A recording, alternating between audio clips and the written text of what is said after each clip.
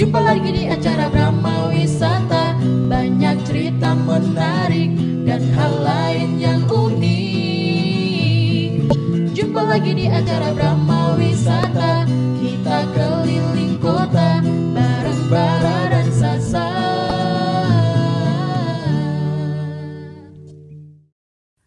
Kota Gede, nuansa wisata sejarah dan budaya. Kota Gede merupakan daerah yang menjadi cikal bakal berdirinya Kerajaan Mataram Islam yang terletak di Yogyakarta. Kota Gede juga merupakan ibu kota Kerajaan Mataram Islam yang berdiri pada tahun 1532 loh pemirsa. Nah, terlihat dari banyaknya peninggalan sejarah berupa bangunan, arsitektur, juga kehidupan sosial budaya telah menjadi ciri khas ibu kota Kerajaan Mataram Islam. Adapun bangunan lain seperti Masjid Gede Mataram, alun-alun, pasar, dan makam Mataram menjadi saksi bahwa dahulu Kota Gede adalah kota metropolitan pada zaman Mataram Islam.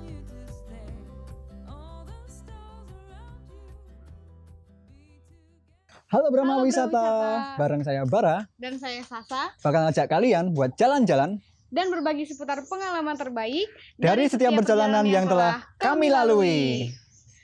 Bar, kayaknya di Kota Gede ini banyak bangunan unik bersejarah ya.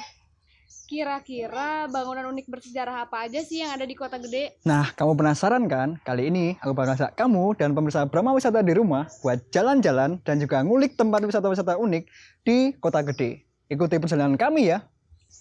Yuk. Salah satu bangunan bersejarah yang ada di Kota Gede juga menjadi bukti bahwa Kota Gede adalah cikal bakal berdirinya Mataram Islam, yakni Masjid Gede Mataram. Nah, Masjid Gede Mataram juga merupakan tempat ibadah untuk umat Islam selain Langgar yang tersebar di daerah Kota Gede, pemirsa. Masjid Gede Mataram juga merupakan masjid tertua yang ada di Yogyakarta. Dibangun pada tahun 1587 oleh Danang Sutawijaya atau Panembahan Senopati yang merupakan raja pertama Mataram Islam. Di dalam masjid terdapat mimbar tua yang merupakan hadiah dari Sultan Palembang kepada Sultan Agung.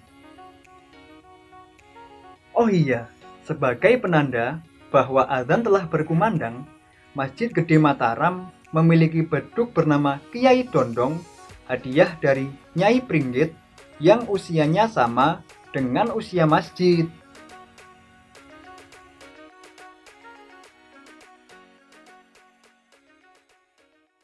Oke, kali ini kita sudah sampai nih di Masjid Gede Mataram.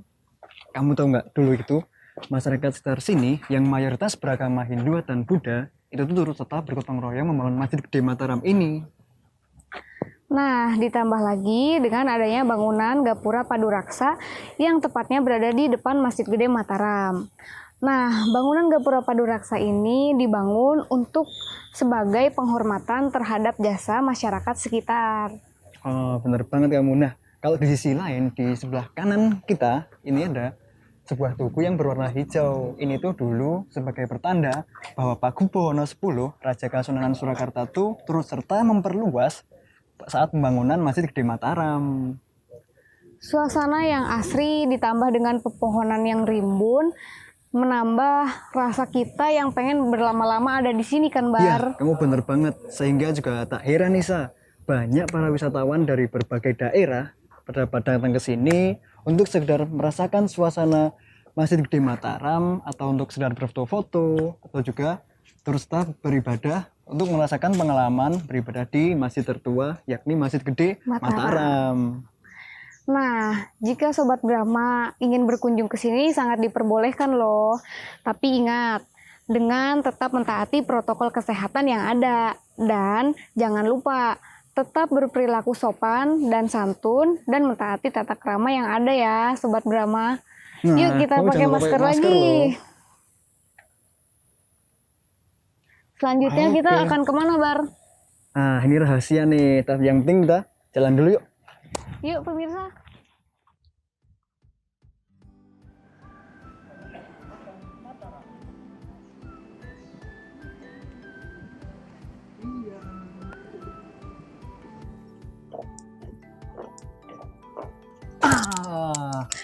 Halo, Halo pemirsa pemirsa Brahma Brahma Wisata Wisata. bareng Bara. Dan Sasa. Nah, kali ini kita sedang berada di Makam Raja Raja Mataram, tepatnya di Kota Gede. Nah, bener banget, Bar. Di sini tepatnya di samping Masjid Gede Mataram loh. Nah, di sini banyak banget pengunjung yang datang pemirsa. Mulai dari foto wisuda, foto prewedding, atau sekedar menikmati bangunan bersejarahnya. Kayak kita ini nih, Bar. Ya, sesuai dengan namanya, di sini merupakan tempat dikebumikannya Makam Raja Raja Mataram terdahulu. Bener banget, Bar. Nah, pemirsa penasaran kan? Yuk terus ikuti aku sama Bara di perjalanan kali ini. Aku sama Bara bakal ngulik sejarah yang ada. Jangan kemana-mana ya. Tapi Tetap sebelum kita masuk, kita harus pakai masker dulu, Bar. Oke. Gaskan lah. Gas. Yuk, pemirsa.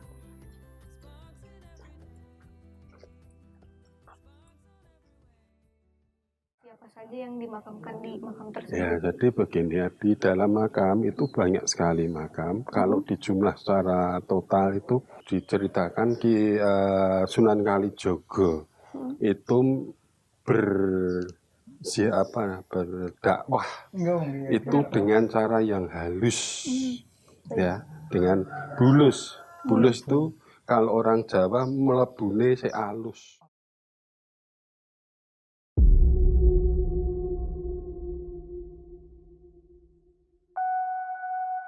Sopo ya?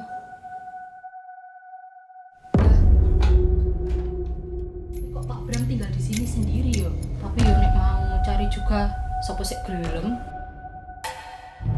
Apa jangan-jangan itu punya istrinya Pak Bram ya udah? Kamu nggak penasaran? Ya, tapi kalau bicara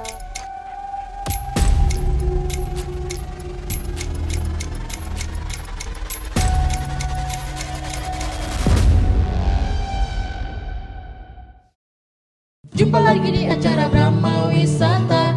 Banyak cerita menarik dan hal lain yang unik. Jumpa lagi di acara Brahma Wisata.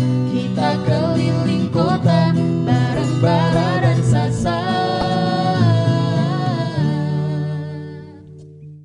Nah, sekarang kita udah sampai nih, Sa, di Iya. komplek area makam Raja Raja Mataram. Gimana bangunan-bangunannya? Bener-bener kayak arsitekturnya sangat-sangat menarik ya, Bar. Iya, dan masih asli dan Khas bersih banget. juga kan tempatnya. Iya, betul. Nah, untuk lebih lengkapnya mungkin saya tanya sama Bapaknya nih. Iya. Oke? Selamat pagi, Pak. Selamat pagi. Perkenalkan, saya Bara dan ini Dan saya Sasa. Sasa. Kami Ya. dari Brahma Wisata. Nah, sebelumnya dengan Bapak siapa? Saya abdi dalem makam Raja Raja Mataram Kota Gede, dikasih nama dari keraton Raden Tumenggung Pujodipuno. Saya yang dituakan atau pimpinan abdi dalem di makam Raja Mataram Kota Gede bagian Keraton Surakarta. Karena di sini merupakan peninggalan Kerajaan Mataram Tunggal. Jadi abdi dalamnya atau petugasnya ada dari Keraton Yogyakarta dan ada Keraton Surakarta. Saya termasuk yang Surakarta. Oh, kalau jadi abdi dalam sendiri, Pak, sudah berapa lama nih, Bapak? Saya mulai dari abdi dalam tahun 1999 sampai sekarang. Oh, Sudah lama banget ya, lama Pak. banget, Pak. Ya lumayan. Ya, pada kali ini mungkin pemirsa Brahmawisata ingin tahu nih, Pak, tentang sejarah apa saja yang ada di Makam Mataram. Ya. Dan mungkin untuk pertanyaan pertamanya, tim Brahmawisata bisa lanjut ke bagian dalam, Pak. Monggo. Ya, monggo, Pak.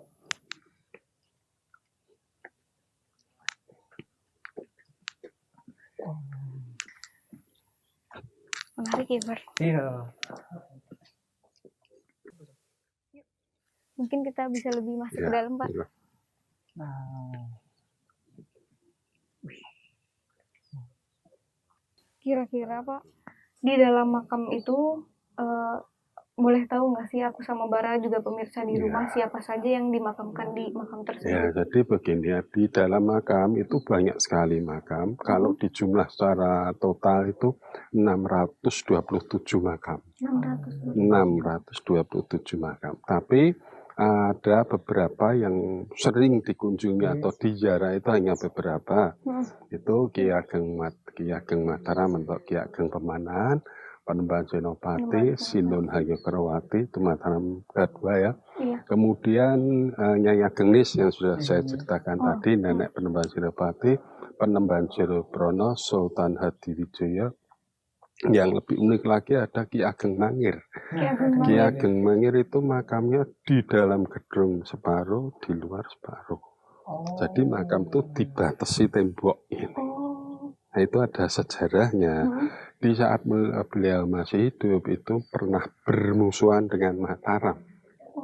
Tapi ya bermusuhan, pemberontak lah katanya. Tidak mau tunduk sama Mataram. Tapi pada akhirnya beliau menjadi menantunya.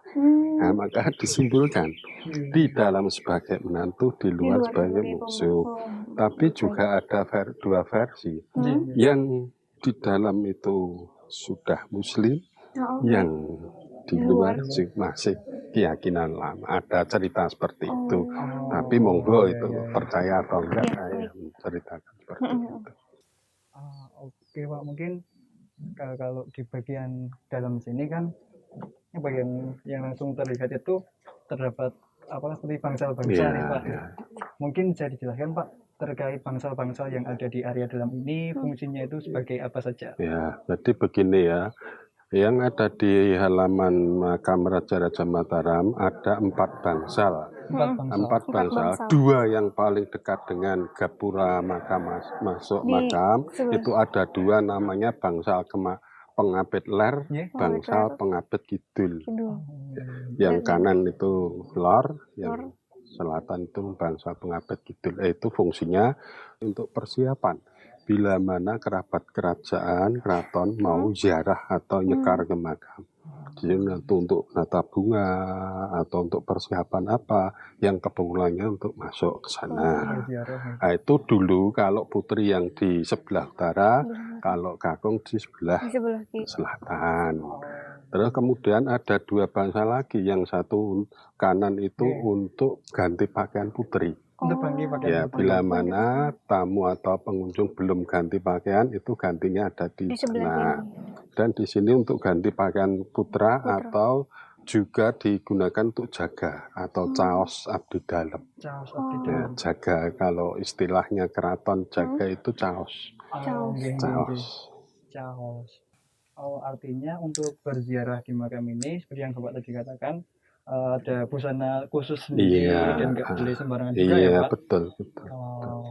Jadi kalau untuk ziarah sendiri itu Pak, apakah ada hari-hari tertentu atau hari-hari khususnya nih Pak? Ada Mas. Jadi makam di sini dibuka 4 kali 1 minggu. 4 kali 1 ya, minggu. dari Minggu, Senin, Kamis, Jumat.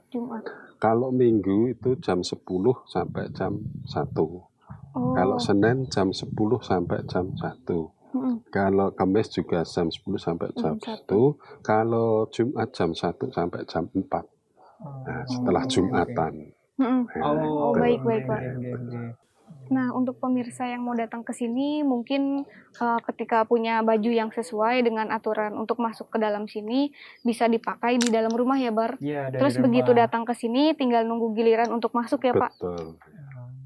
Oke, Pak. Pemirsa Brahma, aku sama Bara dan juga bapaknya, kita akan pergi ke spot selanjutnya, yaitu di Sendang.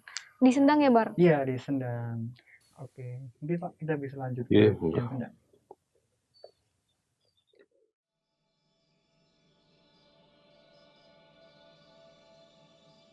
Di sini ya Pak? Ya, ini. Yang Sendang Putra. Sendang Putra. Kalau boleh tahu Pak, kan di sini ada ikan-ikannya kan Pak? Kira-kira ikan-ikan ini memang sudah dari lama ada di sini atau bagaimana Pak? Jadi begini, adanya sendang dan adanya kolam. Baik. Kolam juga ada lele, yang ikan itu yang asli lele. Dulu di sini juga ada bulus atau kura-kura putih. Nah, itu sebenarnya lambang ya, lambang. Jadi pada saat itu diceritakan di Sunan Kalijogo itu berdakwah itu dengan cara yang halus, ya, dengan bulus. Bulus itu kalau orang Jawa melebune se alus. Jadi agama Islam itu masuk ke tanah Jawa itu dengan cara halus, tidak dengan kekerasan. Maka disimbolkan ada bulus putih, putih kan bersih. Nah, kenapa kok ada lele? Lele itu kalau orang Jawa itu memanggil anak kecil le sini le, nah, itu anak kecil. Artinya pada saat itu Islam itu masih kecil, le artinya tapi nanti akan besar kalau kita ya makin besar.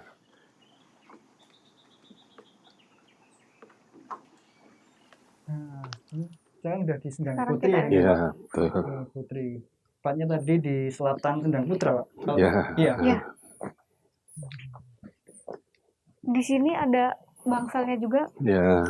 Fungsinya sebagai? Jadi bangsal yang ada di Sendang Putri itu juga untuk persiapan bila mana ada tamu atau pengunjung dari keraton yang menginginkan mandi. Itu persiapan. Namanya bangsal kencur. Kenapa kencur? Itu mungkin dimaknai dengan bentuknya kecil. Kecil. Seperti kencur ya, kecil. Kalau dilihat-lihat yang ini lebih kecil dari yang putra ya, Pak? Iya.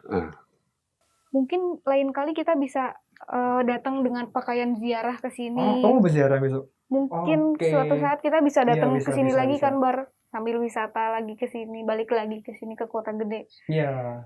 Benar-benar banyak nuansa sejarah dan budaya yang dapat kita petikkan. Juga untuk pemirsa di rumah juga tentunya. Nah, mungkin dari tim Brahma Wisata kita sampai sini saja, Pak, atas informasi yang diberikan dan ketersediaan waktu.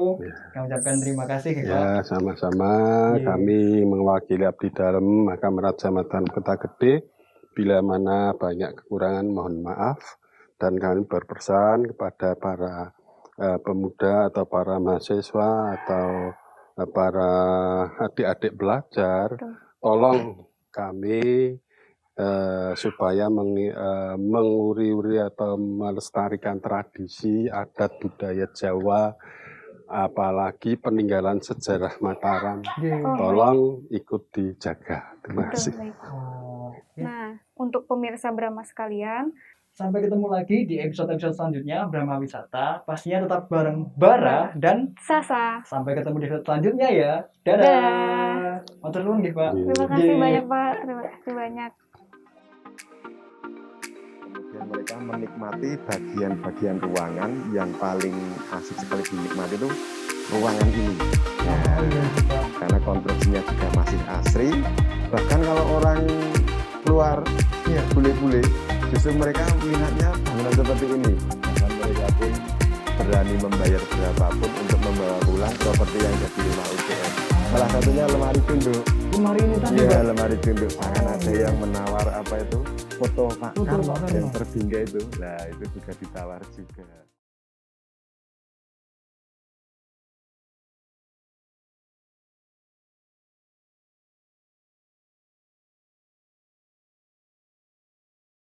Jumpa lagi di acara Brahma Wisata, banyak cerita menarik dan hal lain yang unik. Jumpa lagi di acara Brahma Wisata, kita keliling kota bareng Bara dan Sasa. Halo pemirsa Brahma Wisata. Nah, kali ini aku sama Sasa udah di tempat yang kita janjiin tadi. Penasaran kan kamu? Iya, aku penasaran banget, Bar. Kamu udah tahu belum tempatnya? Aku belum pernah kesini sih, tapi mungkin kamu bisa jelasin apa aja sih yang ada di sini ke aku. Terus bangunan ini, bangunan apa sih? Jadi bangunannya gimana? Kental dengan nuansa Jawa dan rumah Jogja itu juga asli loh. Wah, bangunannya bener-bener menarik banget, Bar. Iya. Apalagi suasananya adem asri gitu. Dan lagi ditambah ada banyak pepohonan dan tanaman-tanaman yang sudah dirawat sama pengurus rumah ini. Nah, kebetulan sekali waktu kali ini kita ada bapaknya sedang mengurus tanamannya. Kita tanya-tanya yuk. Selamat Selamat pagi. pagi, Pak. Ya.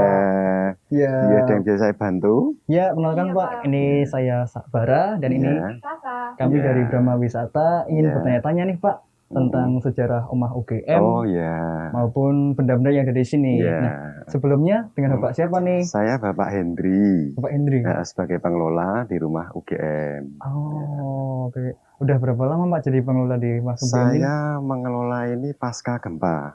Jadi pasca setelah gempa 2006, Pak? 2006 kemudian ada revitalisasi, rekonstruksi. Jadi untuk semua bangunan ini sudah tertata rapi mulai 2008.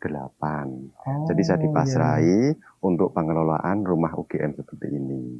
Nah, kalau boleh tahu nih Pak, untuk pemirsa Brahma Wisata, kalau Omah UGM sendiri itu kenapa sih Pak namanya Omah UGM dulu? Oh ya, jadi rumah UGM itu awal mulanya itu pasca gempa, itu semua bangunan itu roboh, kecuali yang bertanamkan kayu. Iya. Jadi ya alhamdulillah dari pihak UGM sendiri, bagian arsitek, mereka berpeduli sekali kepada kawasan Kota Gede. Salah satunya rumah UGM ini dibeli sama pihak UGM bagian arsitektur. Dan sekarang dijadikan living museum ataupun rumah cagar budaya untuk anak-anak sekolah, untuk edukasi, dan semuanya ini terbuka untuk kegiatan umum. Nah, Pak, tadi kan kita jalan dari depan nih Pak, tapi langsung disuguhkan dengan ini Pak, rumah joglo ini Pak. Nah, kalau boleh tahu nih fungsinya itu apa Pak pertama? Ya, semua rumah adat Jawa itu yang di depan, pasti Anda akan menemui pendopo. Salah satunya pendopo di rumah UGM ini yang ada di depan, ini fungsinya untuk ruang publik. Jadi kalau ada tamu, ada kunjungan wisata, semua dipersilahkan untuk duduk di sini. Jadi untuk umum ruang publik. Nanti ada ruang-ruang tersendiri yang harus kepemilikan rumah ini tidak boleh disentuh. Jadi seperti rumah Jawa. Jadi ada bagian-bagian tertentu yang tidak boleh dimasuki oleh orang lain. Tetapi itu kalau masih dihuni sama penghuninya.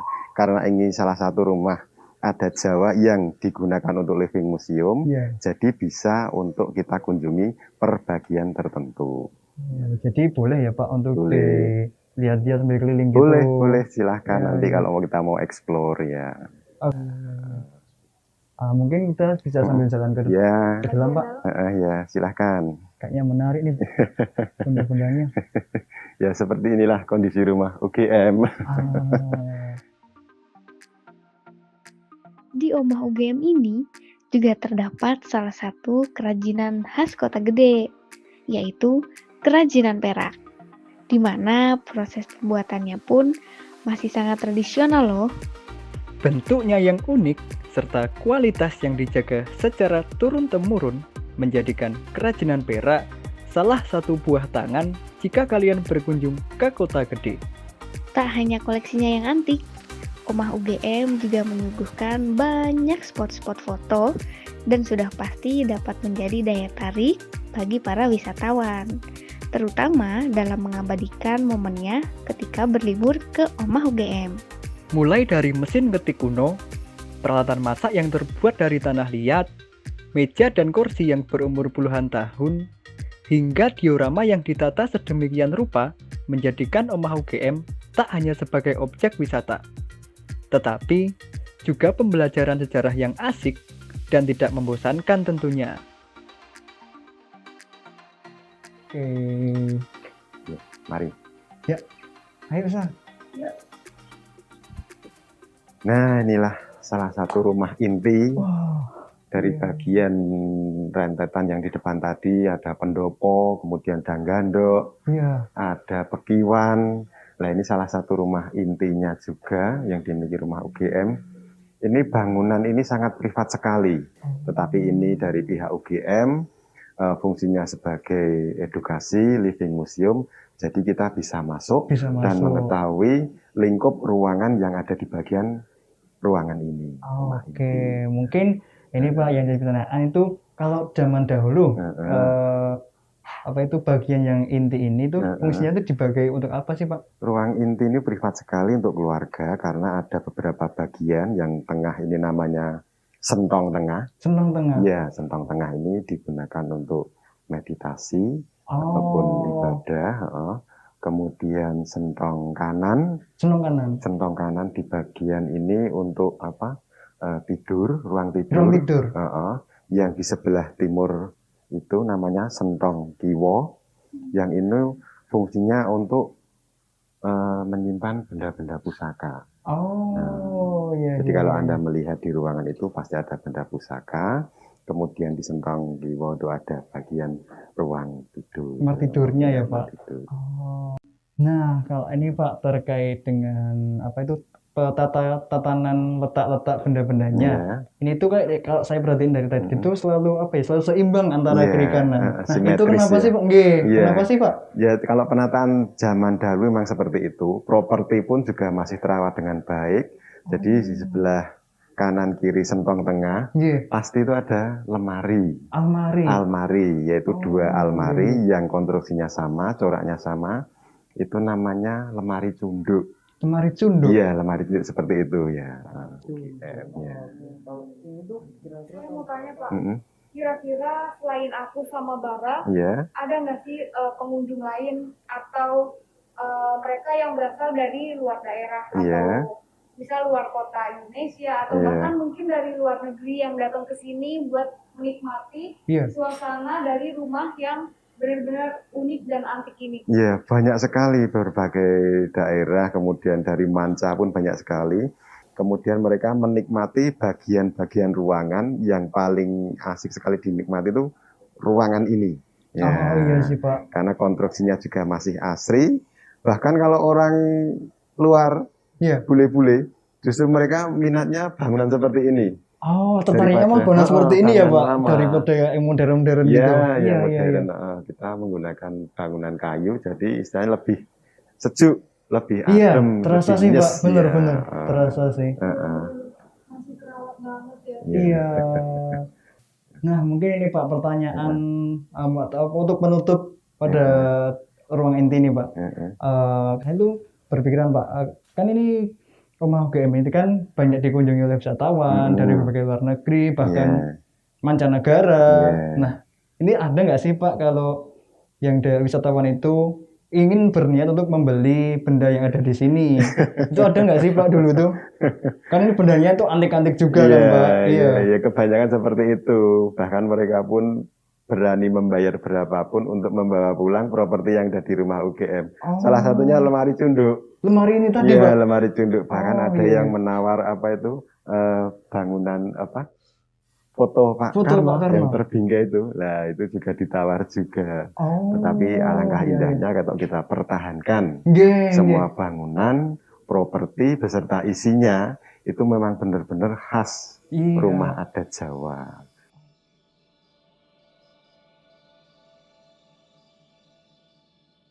Nah, terima kasih ya Pak telah mengajak kami, Bara dan Sasat, juga pemirsa Brahma Wisata di rumah untuk berkeliling sambil belajar sejarah dan juga benda-benda yang ada di Omah UGM sendiri. Terima kasih sekali. Terima kasih ya Pak. Sama-sama. Sama Bara juga. Aku benar-benar dapat pengalaman terbaik di sini. Cocok kan Bar sama slogan kita yaitu wisata bersejarah. Aku lupa. Kamu mungkin ingat. Wisata bersejarah dan budaya. Itu. Terima kasih banyak. Ya, sama-sama. Bara dan Sasa, pamit dulu ya. Ya, silahkan. Bara dan Sasa. Bara dan Sasa. Terima kasih. Terima kasih, ya, Pak. sama-sama, silahkan. Ya, oke.